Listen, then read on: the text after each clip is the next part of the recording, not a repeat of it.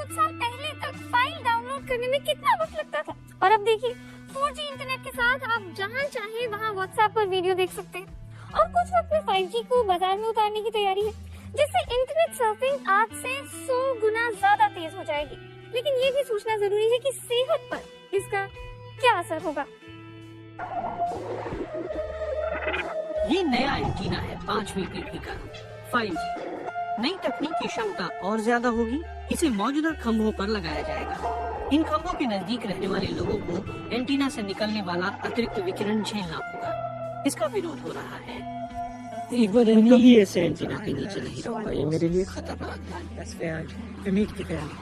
Cancer होता है शरीर में कुछ दीर्घकालीन सा न कुछ नष्ट करता है कोशिकाओं को या कुछ और को। इस पर अभी बहुत शोध नहीं हुआ है, मुझे चिंता है, पता नहीं बाद में क्या होगा। अपडेटेड मोबाइल नेटवर्क ग्राहकों को बेहतर डाटा ट्रांसफर की सुविधा देगा। आज के मुकाबले 100 गुना तेज सर्फिंग। तेज रिएक्शन की वजह से ऑटोनॉमस कार ड्राइविंग उद्योग बड़े पैमाने पर डाटा प्रोसेसिंग कर सकेगा, लेकिन ये तभी होगा जब एंटीना की तय सीमाओं में ढील दी जाए। उद्योग यही चाहता है, लेकिन इसका विरोध हो रहा है। स्विट्जरलैंड का चिकित्सकों का संघ भी इसके विरोध में है। संघ के कार्लोस पिंटो की राय में ये कदम जल्दबाजी में उठाया जा रहा है।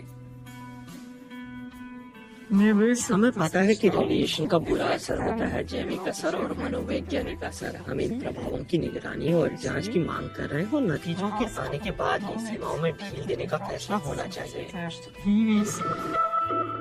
फिलहाल 2G, 3G और 4G के नेटवर्क 790 मेगाहर्ट्ज से 2.6 गीगाहर्ट्ज की लिमिट में ट्रांसमिशन करते हैं। 5G भविष्य में कम समय में ज्यादा डाटा ट्रांसमिट कर सके, इसलिए जल्द ही बड़ी फ्रीक्वेंसी पर ट्रांसमिशन का इरादा है। साल के अंत तक 3.5 गीगाहर्ट्ज और बाद में 6 से 100 गीगाहर्ट्ज तक। लेकिन 6 गीगाहर्ट्ज के ऊपर तरंगों की लंबाई बहुत कम हो जाती है, इसलिए उनका ट्रांसमिशन कमजोर हो जाता है और इमारतें और पेड़ उन्हें रोकते हैं। इसलिए एंटीना का रेडिएशन बढ़ाना पड़ता है।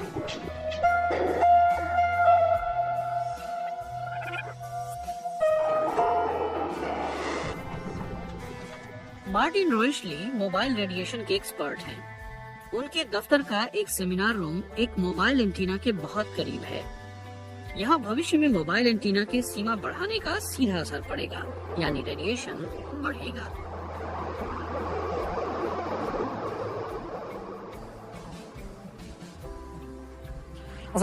मौजूदा जानकारी के अनुसार स्वास्थ्य को कोई खतरा नहीं है, लेकिन लोग स्वास्थ्य की चिंता करते हैं क्योंकि उनमें असुरक्षा है। एंटीना कितने खतरनाक हैं और क्या वे इंसानों में बीमारी पैदा करते हैं? अब तक वैज्ञानिकों को सिर्फ संकेत भर मिले हैं। इस बात की ठोस सबूत नहीं है कि मोबाइल नेटवर्क ब्रेन ट्यूमर पैदा करता है, लेकिन 5G नई असुरक्षा की भावना पैदा कर रहा है। क्योंकि ऊंची फ्रीक्वेंसियों पर तरंगे छोटी हो जाती हैं और त्वचा द्वारा सोख ली जाती हैं। लंबी तरंगों की तरह नहीं, जिसे शरीर के अंदर सोखा जाता है। त्वचा इसे अलग ढंग से लेती है, इसीलिए अलग प्रकार का नुकसान संभव है। शक है कि त्वचा कैंसर हो सकता है, लेकिन इस समय ठीक से कहना मुश्किल है। अभी तक इस पर कोई अच्छी स्टडी नहीं है, इसलिए चिंता करने या न करने के उतने ही सही या गलत कारण है। इस पर ठीक ठीक जांच की जरूरत है। मार्टिन के लिए अक्सर एंटीना नहीं बल्कि हमारे स्मार्टफोन सबसे बड़े जोखिम हैं। वे एक सेल फोन से अच्छे नेटवर्क में अपने दफ्तर फोन करते हैं। रेडिएशन की मात्रा बहुत ही कम है, फिर वे एक दूसरे सेल फोन से तुलना करते हैं जिसका नेटवर्क अच्छा नहीं है। सब कुछ लाल हो जाता है। यदि रिसेप्शन खराब हो तो रेडिएशन का बोझ भी ज्यादा होता है। आमतौर पर माना जाता है कि हमारे शरीर पर रेडिएशन का 90 से 95% दबाव स्मार्टफोन से आता है, जो हमारे आसपास इस्तेमाल हो रहा है। अगर कुछ करना है तो ये आपके हाथ में है।